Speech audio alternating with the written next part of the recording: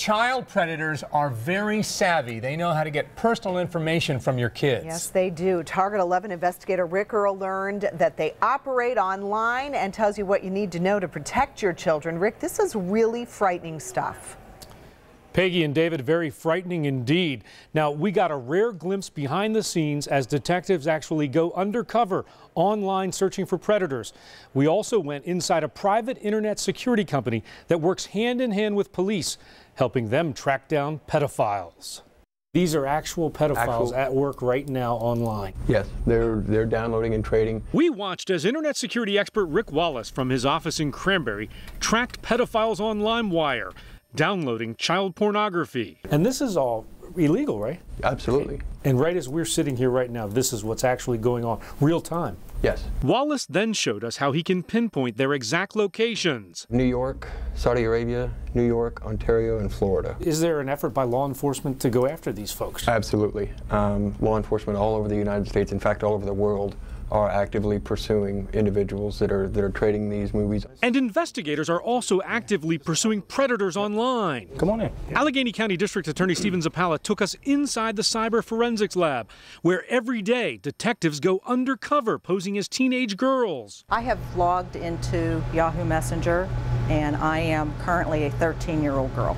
It's 2 p.m. in the afternoon, and minutes later, This individual here is 44 from Pittsburgh. the request 43 male Philly area teacher. begin pouring in. Now he wants me to go to his webcam and see, and he knows that I'm a 13-year-old girl. There's a psychology there. These guys are very smart in terms of how they go about setting up a victim and what they need to know from the victim and how they gain the victim's confidence. Allegheny County District Attorney Stephen Zappala says detectives are online every day, posing as teenage girls, searching for predators, and they've had a lot of success. During the past 6 years, the Attorney General's Child Predator Unit has arrested 284 internet predators. And some of those conversations we witnessed with that undercover detective may eventually lead to criminal investigations. If the conversations go too far, police tell me they can always get a court order and track down the IP address and the user. So what can you do to protect your child? The bottom line here, experts say, monitor what your kids are doing online, know what sites they are visiting, and who they are talking to. 400 of the most dangerous sex offenders live right in Pennsylvania. They are required by Megan's Law to register with the state for the rest of their lives. They may be living right next to you. Target 11 investigator Rick Earl has found places in our area where the most violent offenders are concentrated. Rick? Peggy, David, we track sex offenders because it's one of the topics we get a lot of calls about.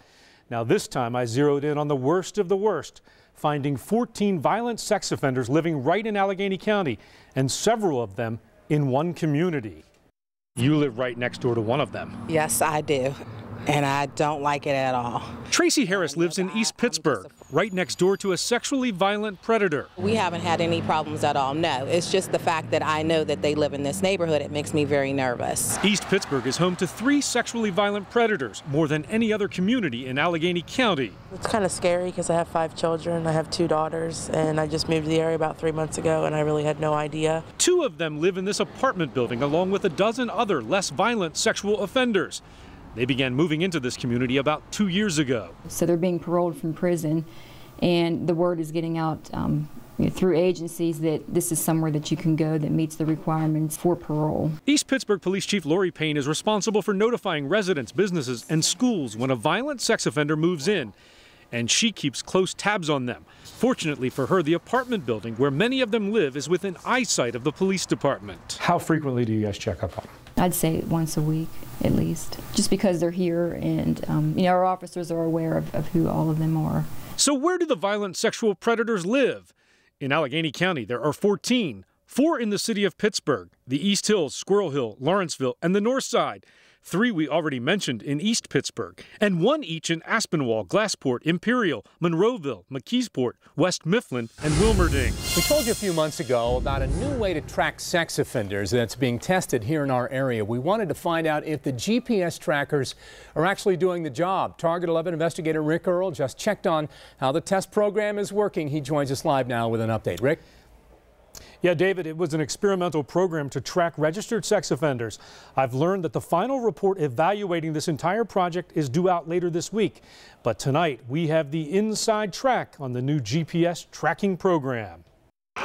After being outfitted with a GPS tracking device like this, a registered sex offender told authorities he'd be going straight home. Instead, they tracked him to a local mall. Another sex offender in this pilot program cut off his bracelet the very first day and took off. Now, why would he do that?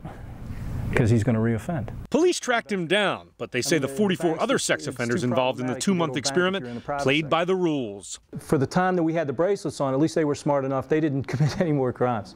We couldn't put them on any crime scenes. While Allegheny County is now testing GPS, Target 11 discovered some counties in our area are already using it. You can see all these green little dots. That's where that person has been. In Westmoreland, probation officers showed us how they're tracking 2 defendants right now. One a drug case, the other domestic violence. This is the active one-piece GPS equipment. The defendant wears an ankle bracelet. It transmits a signal to a satellite, pinpointing the defendant's exact location. Using a laptop or a smartphone, probation officers know exactly where he is at all times. It's within feet of where they currently are, their location. That's a big advantage for you guys. Yes, it is. Probation officers showed us the green dots on the computer screen. They indicate the exact path the defendant took on this morning. Click on the dot for the time and location. And there's more. Probation officers can set up exclusion zones around a victim's home. And that red geographic area right here is the exclusion zone. A Target 11 investigation now into registered sex offenders on the run. Convicted sex offenders are required to register at least once a year, but what happens when they don't check in or lie on the registration? Target 11 investigator Rick Earl found one local department that's sending a strong message to sex offenders who don't tell the truth. Rick? Well, David, oftentimes a sex offender will register an address with Megan's Law, but they won't stay at that address. So then it's up to local police departments to check up on them. Now, I went along with one department where it's a top priority. We got Daniel Carter. We're going to check on him. And Pittsburgh police officer Mike Veith is on the move. My job is to check on individuals. Making sure registered sex offenders are living and working where they say they are. The public deserves to have that good feeling to know that police officers are actually out there looking for these offenders. Several years ago, while doing random checks, Veith discovered half of the registered sex offenders in Pittsburgh lied about where they lived or worked. It's 264, and I believe it might be up that way. On this day, we hit the streets with him on the south side to an apartment on Carson Street. Daniel, Pittsburgh Police. There's no answer, but the landlord confirms Daniel Carter is living here. That's not good enough for Veith. He leaves his calling card. He has to go down and re-register. I need an apartment number. Veith tracks about 400 registered sex offenders who live in the city. He does random, unannounced checks. Target 11 has done a lot of stories about sex offenders over the past year. Tonight, a sex offender story you haven't seen before.